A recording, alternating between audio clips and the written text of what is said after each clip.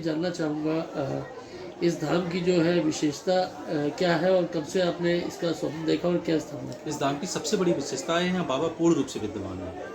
बाबा के मंदिर बहुत जगह हैं, लेकिन बाबा इतने बड़े चमत्कार अगर कर रहे हैं तो बाबा यहाँ पर हैं इसीलिए कर रहे हैं। तो हम तो इस सबसे बड़ी विशेषता ये मानते हैं कि बाबा का यहाँ पर होना। तो ऐसा क्या इस जगह पर है गुरुजी कि लोगों की प्रति जो आस्था है इतनी हो रही है और जो जैसे बताया जा रहा है उन्हें परेशानियों से भी छुटकारा मिल रहा है और बीमारियों से भी छुटकारा मिल रहा है। ऐसा क्या कुछ चमत्कार है या धर्म का प्रभाव है या क्या ऐसा ईश्वर का आशीर्वाद नहीं, है? यहाँ पर अगर मैं इस बात को बोलूँ तो यहाँ पर सिर्फ बाबा की कृपा मानता हूँ मैं इसको। बाबा की विशेष कृपा है, असीम कृपा है कि यहाँ जो लोग श्रद्धा भाव से आ रहे हैं उनका बाबा एक तरीक़ा से स्वास्थ्य लाभ दे रहे हैं उनके लिए और सारी मनोकामना उनकी पूर्ण कर रहे हैं। ऐसा क्या आपने जो प्रभाव देखा है या चीज़ें देखी है जो जल तो बताया जा रहा है और भी लोग लेते जाते हैं बट आपके द्वारा ही जो जल दिया जाता है उससे ही प्रभाव पड़ता है? ये बाबा का मेरे प्रति बहुत असीम प्रेम है कि मैं जब जल को टच कर देता हूँ तो अभिमंत्रित हो जाता है वो। बाकी तो जल तो नॉर्मल भी जल होता है। कब से सेवा कर रहे हैं आप? कब से सेवा करना मान्य नहीं होता है, मेन है कि बाबा से प्यार कब से है। बाबा से प्यार मुझे बहुत लंबे समय से है और खाटू जाता था मैं पहले, लॉकडाउन लग गया तो नहीं जा पाया। तो जब नहीं जा पाया तो उस समय मैंने सोचा कि क्यों ना बाबा को ही यहाँ ले आऊँ। और लास्ट में बाबा से जब मैंने वहाँ खाटू में जीना बना हुआ स्टील का एक, वहाँ खड़े होकर मैंने बाबा से ये बोला। मैं थोड़ा सा भावुक भी था क्योंकि मुझे वही घोषणा पता चली थी कि अब लॉकडाउन लग गया है और मंदिर अब नहीं खुल पाएगा अगले महीने। तो एक साल कंटिन्यू मैं जब वहाँ खाटू गया और जब मुझे पता चला कि अब अगले महीने नहीं आ पाऊँगा तो मैं भावुक हो गया थोड़ा। तो मैंने बाबा की तरफ देख के बाबा से हमने, बाबा मैं तो नहीं आ पाऊँगा, क्या ऐसा हो सकता है आप ही मेरे साथ चलो और हमेशा मेरे साथ रहो चल के। तो बाबा को मैं ले आया। मुझे ये एहसास उस समय तो नहीं आया कि बाबा वास्तव में मेरे साथ आ गए हैं, लेकिन जब यहाँ चमत्कार होने शुरू हुए तो मैं समझ गया बाबा उसी दिन मेरे साथ यहाँ आ गए थे। पहला ऐसा कौन सा वो चमत्कार या आभास हुआ आपको कि सबसे बड़ा चमत्कार, पहला चमत्कार ये था, एक बच्ची यहाँ पे मृत हो गई थी।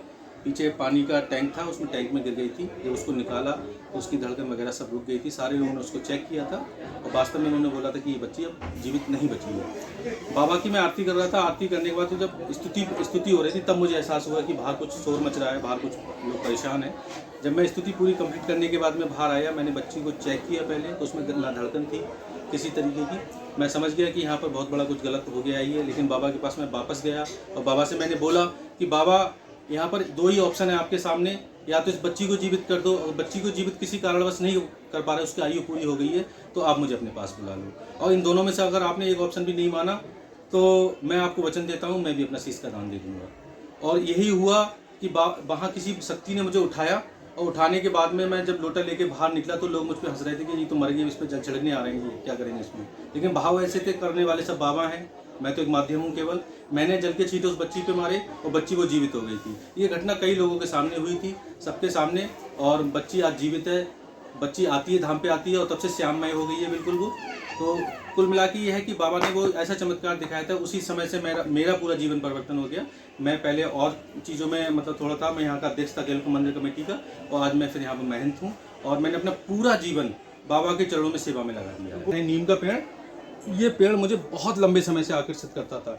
उस समय मैंने मंदिर बनाने की भी नहीं सोची थी, बाबा के बारे में भी मैं खाटू भी नहीं गया था। उससे पहले से ये पेड़ मुझे आकर्षित करता था अपनी तरफ से। हमारे गुरु हैं देवरा बाबा, देवरा बाबा वृंदावन में उनका आश्रम है, तो वहाँ उनकी मैं माला करता था यहाँ बैठ के, देवरा बाबा की, अपने गुरु की। तो ये पेड़ मुझे आकर्षित करता था। ये मतलब ये ऐसा मुझे महसूस होता था कि ये मैं यहाँ माला ना करूँ, पीछे आम के पेड़ है और मैं नीम का पेड़, बहुत छोटा पेड़ था वो उस समय पर, छाया भी ज़्यादा नहीं थी उसकी। तो वो पेड़ मैं सोचता था इतनी छाया भी नहीं है, फिर ये पेड़ मुझे आकर्षित क्यों कर रहा है। और जब मंदिर बनाने की सोची, मंदिर बनाने की दिमाग में बाबा लाए, तो इसी खेत पे मेरा उंगली उठी। तो जब उंगली उठी मैं समझ गया कि पेड़ कहीं ना कहीं इस पे ही सारी शक्तियाँ हैं। और आज भी ऐसा है कि मैं जैसे किसी का जल पड़ता हूँ तो मेरा माइंड उस पेड़ पे जाता है, और मैं किसी को आशीर्वाद देता हूँ तब भी मैं उसी को ध्यान में रख के आशीर्वाद देता हूँ। तो वो अभी कैमरे में कहना थोड़ा ठीक नहीं रहेगा। शक्तियाँ हैं, वही लोगों का यहाँ भला कर रही हैं, और सबसे मेन तो हमारे बाबा हैं, और बाबा की वजह से ही यहाँ इतने लोग आ रहे हैं और इतने लोग ठीक होके जा रहे हैं। सवाल खड़े करते हैं। अरे सवाल तो लोगों ने राम पे भी उठाए थे, लक्ष्मण पे भी उठाए थे।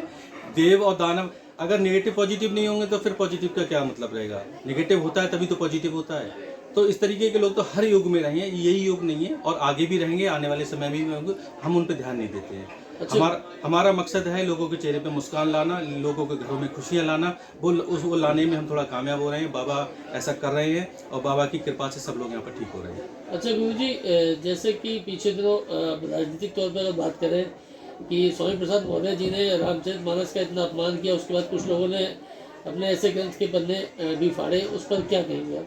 नहीं देखो, ये सब चीज़ें ऐसे लोगों पे कायदे में मेरे हिसाब से देखा जाए तो ऐसे लोगों को ध्यान ही नहीं देना चाहिए। उनके पन्ने फाड़ने से क्या फ़र्क पड़ जाएगा?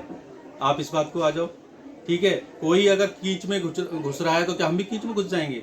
अरे घुसने तो उसको पढ़ने तो उसको हम ध्यान ही नहीं देंगे, पढ़ा परेशान हो जाएगा, निकल आएगा बाहर से। नहीं, कहीं ना कहीं आपको नहीं लगता कि इतने बड़े धर्म ग्रंथ का अपमान किया गया है, प्रति जो फाड़ी गई है उनकी, तो इस बारे में आपका क्या कहना है? इंसानों में ताकत है इंसान को जवाब देने की। उनको राम भगवान जवाब देंगे और दे चुके हैं। तो उनके बारे में ज़्यादा सोचना मेरे हिसाब से गलत रहेगा, क्योंकि गलत लोगों के साथ में अगर गलत व्यवहार करोगे आप, तब भी आप ही गलत कहलाओगे। ऐसे लोगों को तो ईश्वर के ऊपर छोड़ देना। ईश्वर उन्हें वो सजा देता है जो इंसान कभी दे ही नहीं सकता। तो हम भी अगर यहाँ धाम के बारे में कुछ गलत बोलता है कर देता है। तो हम तो कहते हैं स्वामी प्रसाद वो हुए स्वामी जी, या और कोई और हुए इस तरीके के लोग। इस तरीके के लोग भी होना बहुत ज़रूरी है। जब इस तरीके के लोग होते हैं तो अच्छे जो लोग होते हैं उनकी आस्था और तेज़ी से बढ़ जाती है। अच्छा, महाराज बागेश्वर महाराज जी के यहाँ उन पर भी जो जैसे कुछ लगी बातें और कुछ पत्रकारों ने भी गलत क्वेश्चन उठाए कि आप माइंड रीडिंग करते हैं, तो देखो उनके सुनो, लिए क्या वो कुछ भी कर रहे हैं, सनातन धर्म को तो एक कर रहे हैं, सनातन धर्म का झंडा लेके तो चल रहे हैं। किसी भी इस तरीके के व्यक्ति पर अगर आप आरोप प्रत्यारोप कर रहे हो, करने वाले होते कौन हो? पहली बताओ आप क्या कर रहे हो? पहले स्वयं को देखो, फिर दूसरे पे आप उंगली उठाओ। वो सनातन धर्म को इतने लोगों को अगर एकत्रित कर रहे हैं, इकट्ठा कर रहे हैं, वो किसी से कुछ पैसे तो मांग नहीं रहे हैं, ठीक है। कोई वहाँ पर इसी तरीके का कोई षड्यंत्र या कोई वो तो काम कर नहीं रहे हैं। भाई कथा कर रहे हैं, कथा का उनको पैसा मिलता है, उससे अपना जीवन यापन कर रहे हैं। तो उनके बारे में इतना सोचना मतलब क्यों?